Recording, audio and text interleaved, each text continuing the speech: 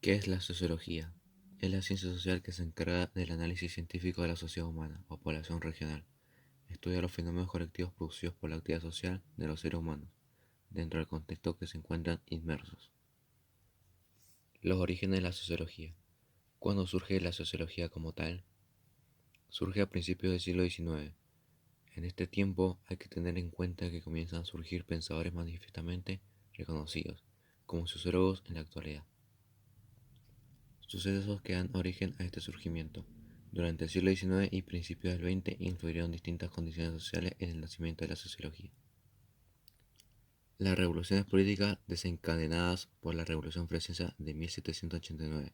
Factores negativos, el caos y el desorden resultante animaron a pensadores a proponer nuevas bases de orden. La revolución industrial y el nacimiento del capitalismo. De acuerdo a este sistema había gente donde pocas personas obtenían enormes ganancias y la mayoría trabajaba muchas horas a cambio de un salario bajo. Cuatro figuras de la historia de la sociología se sintieron preocupados de este fenómeno. El nacimiento del socialismo. Marx apoyaba el derrocamiento del sistema capitalista, mientras que otros autores como Weber se afanaban en encontrar una reforma social dentro del capitalismo. El proceso de urbanización producido por la revolución industrial. En el cambio religioso, separación de poder de la Iglesia del Estado. El desarrollo de la ciencia provocado por los éxitos tecnológicos. Leyes de los tres estados. El estado teológico. Las interpretaciones de los acontecimientos y vincula a la acción de seres sobrenaturales. El estado metafísico sustituyendo a los dioses por conceptos teóricos y abstractos. El estado positivo. El ser humano renuncia al saber absoluto sobre el origen y las causas que se rigen en el universo. Biografía de los autores. Karl Marx nació en el año de 1818 y falleció en el año de 1883.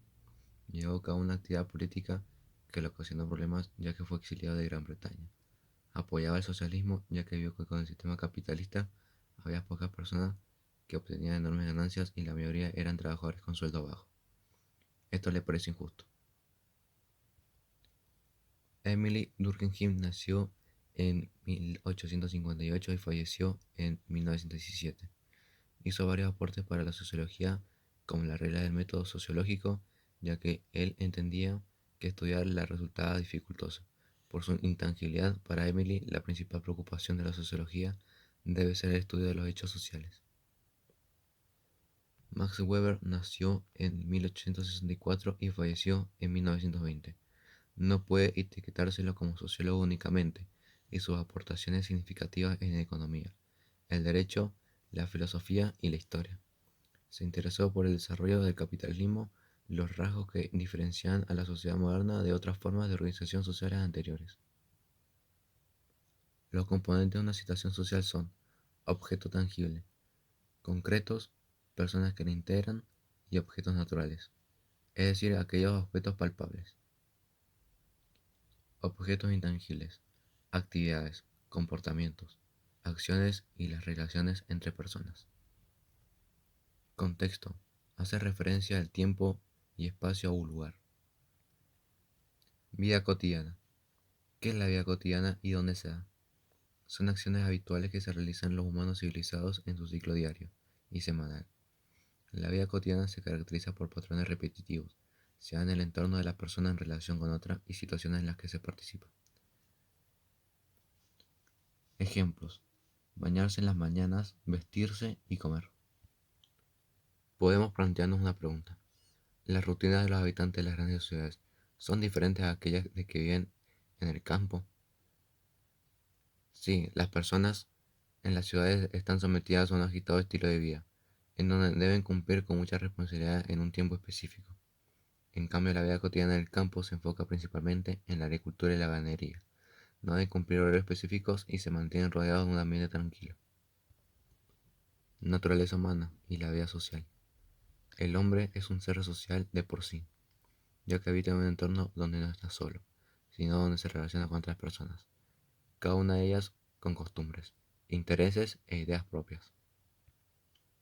El hombre no solo necesita recibir de los demás, sino también dar, comunicar y compartir. La propia condición del ser humano hace de él un ser natural, social y nacido para la convivencia. La socialidad humana implica la convivencia, el ser para otro.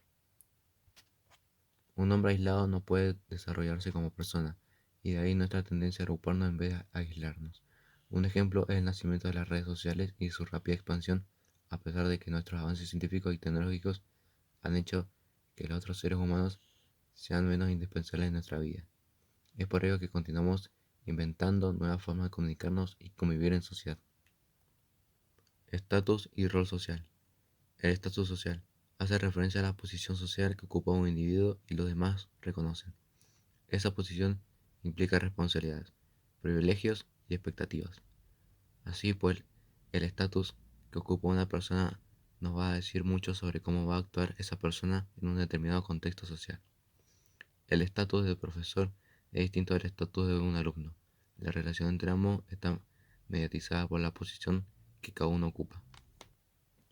Todos estamos sometidos a un conjunto de estatus. Ocupamos diversas posiciones de distintos ámbitos durante un determinado periodo de tiempo.